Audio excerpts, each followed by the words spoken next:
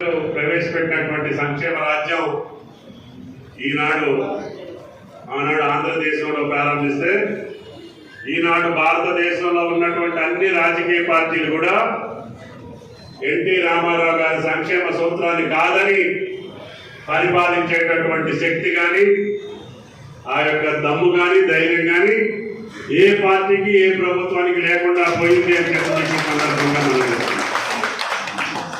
అంటే ఆయన గారు అంత దూరదృష్టితోటి పేద ప్రజల కోసం, బడుగుల కోసం, బలహీన వర్గాల కోసం, రైతన్నల కోసం, మహిళల కోసం, కార్మికుల కోసం స్థాపించినటువంటి కార్యక్రమాలు ఈనాటికి దినదిన ప్రవర్ధనమై అన్ని రాష్ట్ర ప్రభుత్వాలు, అన్ని రాజకీయ పార్టీలు అనుసరిస్తున్నాయంటే ఎన్టీఆర్ గారి యొక్క మనసు, పేద ప్రజల యొక్క గుండెల్లో దాగున్నటువంటి బాధను ఏ రకంగా కనిపెట్టి ఆ సంక్షేమ రాజ్యాన్ని సృష్టించారో మనకి ఈనాటికి అర్థమవుతాము. కాబట్టి దయచేసి ఆయన సంక్షేమ రాజ్యాన్ని ఏ పార్టీలో ఉన్నా, ఏ ప్రభుత్వంలో ఉన్నా మనసులో పెట్టుకొని ఆ సూత్రాలకు అనుగుణంగానే ముందుకెళ్తానని చెప్పి బాలసాని గారు చెప్పినటువంటి మాటలన్నీ కూడా అక్షర సత్యం. ఇది మొట్టమొదటి తెలుగుదేశం పార్టీ ఆఫీసు ఉమ్మడి రాష్ట్రంలో. అందుకని ఆ రోజున అధ్యక్షుడిగా ఉన్నటువంటి బాబు గారికి 100 సంశయాలు, 100 ఆలోచనలు, 100 భయాలు. తీసుకుందాము ఆ ప్రభుత్వం ఉందంటే వద్దొద్దు, ఎవరైనా ఏమైనా అనుకుంటారేమో, లీజుకు తీసుకోండి, అద్దెకు తీసుకోండి అని చెప్పి మాకు ఆ రోజు ఇచ్చారు. అయితే కోరపాటి గారు అడిగారు, దీన్ని రెగ్యులరైజ్ చేసే బాధ్యత వైఎస్ బాలసాని గారి ద్వారా నేను తీసుకుంటానని చెప్పి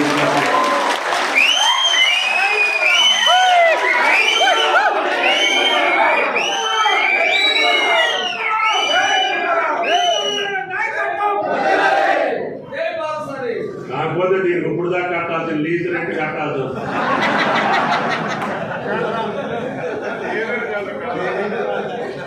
థ్యాంక్ యూ.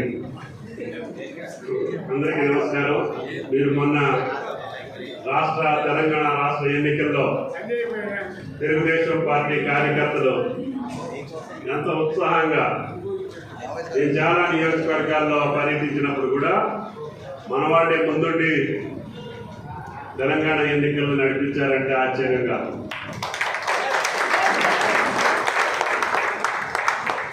ఈ పార్టీ పునాదులు, కార్యకర్తల యొక్క బలం, వాళ్ళ యొక్క నిబద్ధత ఎంత గొప్పదంటే, మొన్న నేను వేరే పార్టీలో ఉండి పోటీ చేస్తే, మీరు వేరే పార్టీకి సపోర్ట్ చేస్తే ఒకే సీట్ వచ్చింది.